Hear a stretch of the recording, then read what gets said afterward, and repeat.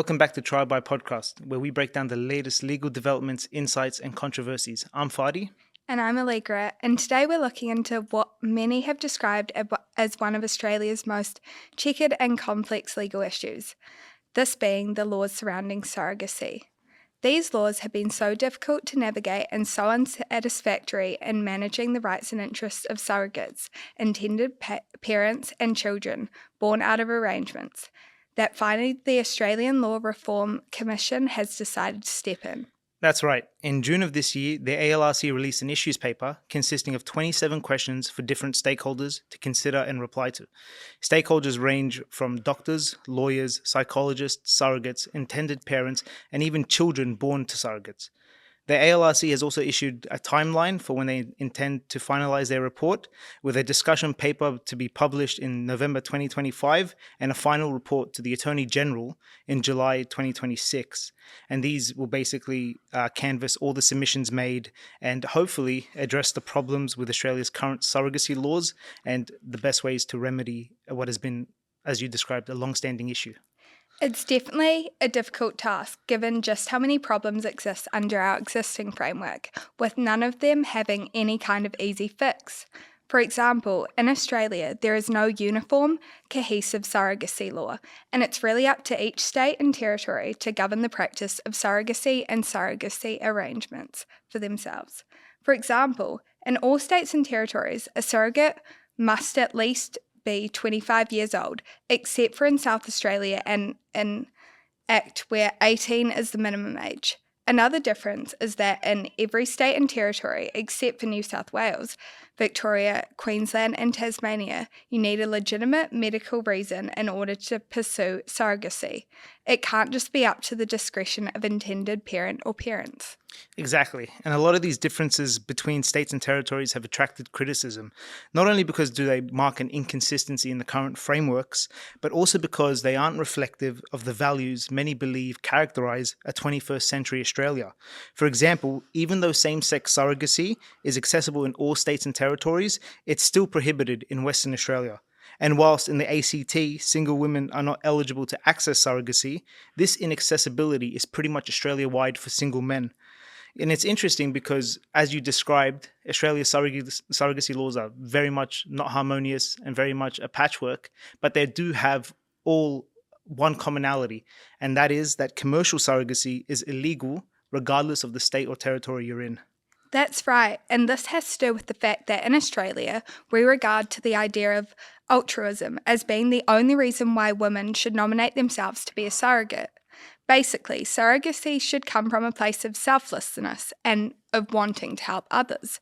The argument from an ethical standpoint, like Margaret Somerville posits, is that if we allow commercial surrogacy, we might risk promoting the commodification of women and have an entire market of wombs for sale.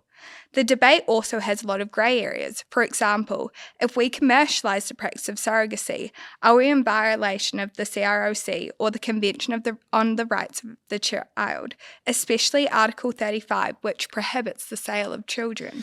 Yeah, it's definitely an argument that brings about a lot of division. Even if common ground can be established that commercial surrogacy doesn't involve the sale of a child per se, arguments still exist that it's exploitative in nature, and women who would otherwise not choose to be surrogates might actually end up becoming surrogates if they fall on hard times or if the price is right. And I think it's interesting that you brought up the CROC, because the ALRC has made it clear in their issues paper that the reform principles that they'll be relying on, and which their final report will be informed by, is a human rights-based approach. And not only that, but the ALRC wants to balance the rights of all actors, including intended parents, surrogates, and children born out of surrogacy. And so yes, while on the one hand, there are international instruments and general humanitarian principles that speak to this idea of not dehumanizing and commodifying women, at the same time, you have articles like Article 2, Sub-Article 2 of the CROC that mandates that states take appropriate measures to ensure children aren't the subject of discrimination, such as on the basis of their parent status.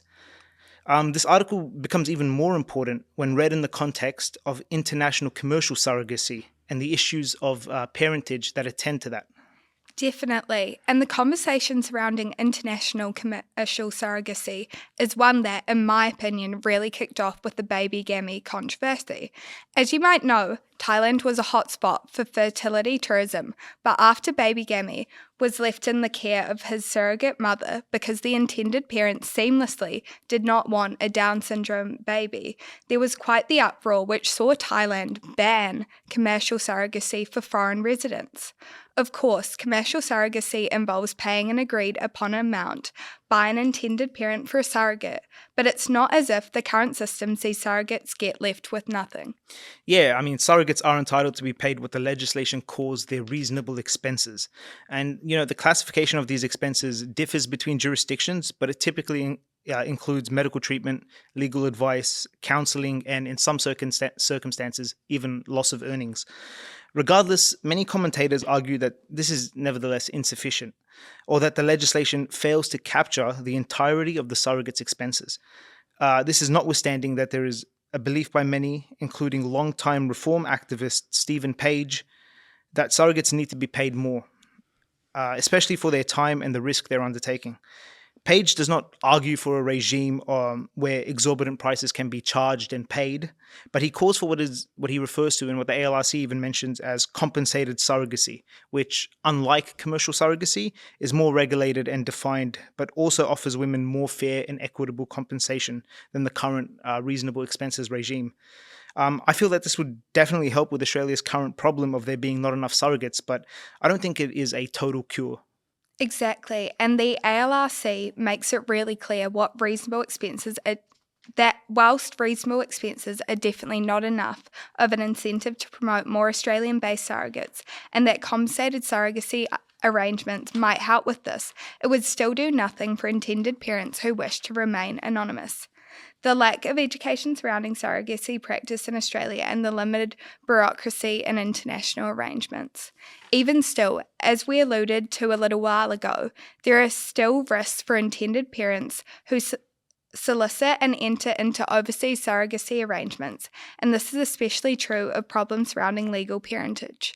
In Australia, when a surrogacy arrangement takes place and it is considered legal for the purpose of that state's jurisdiction, the surrogate is the child's legal parent of birth.